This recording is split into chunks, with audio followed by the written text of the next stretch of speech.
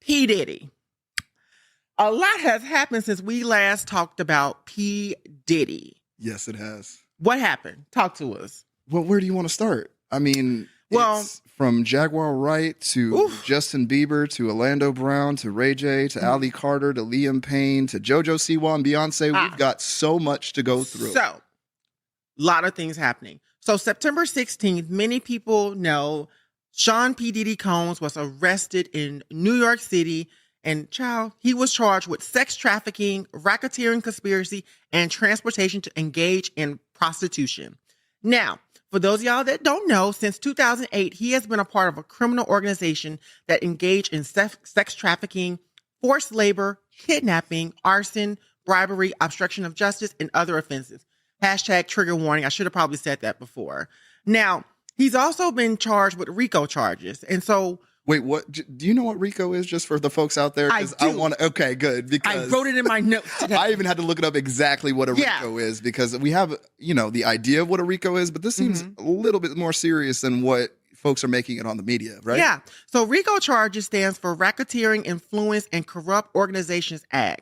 So it's basically targeted organized crimes. So usually people who are in the mafia get charged with this, from what I'm understanding. But in P. Diddy's case, this is huge. And this is a mess, honey. What are your thoughts on this?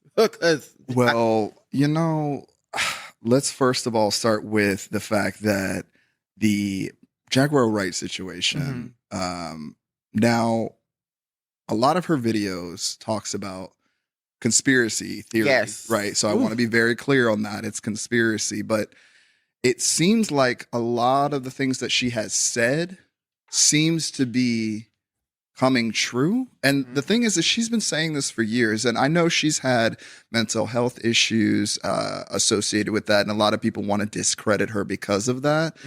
But at the same time, it's like, where there's smoke, there's fire. There's got to be a little truth in some of that, and the way that she connects things.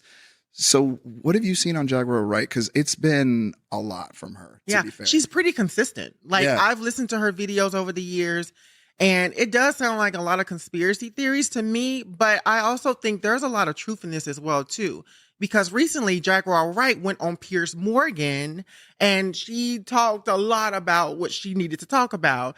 And it ended up with Beyonce and Jay-Z sending a cease and desist order to Piers Morgan.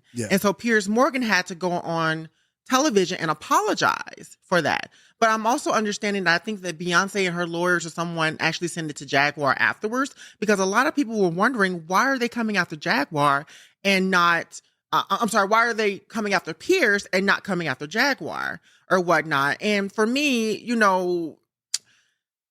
I've always looked at Jaguar Wright kind of as like a groupie or something, just somebody that kind of just follows along. But obviously, I think that she's been in these spaces and she knows a lot, and she's just been saying a lot.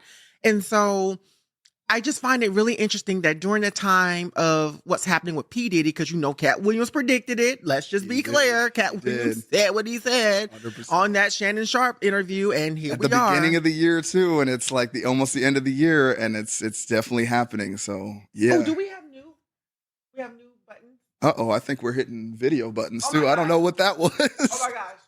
We got all kinds of programming here. Just hit the arrows. There we go. There we go.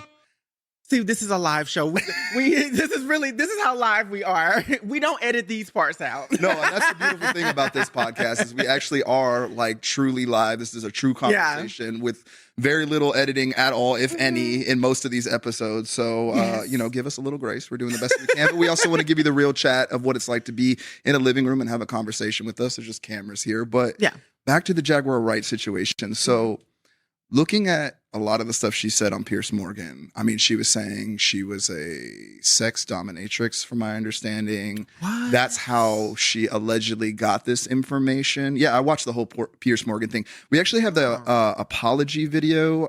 If we could play that, Solomon, real quick.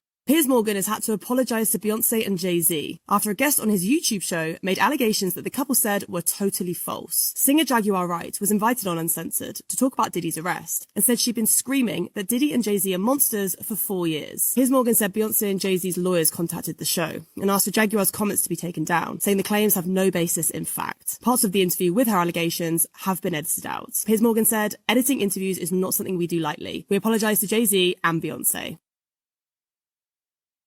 Now, let's also be clear, too. I want to apologize to Jay-Z and Beyonce, too, just in case, to keep it safe. I'm going to make sure we get our apologies. But here's the thing, though, and people have been saying Piers Morgan don't just have anybody on his show.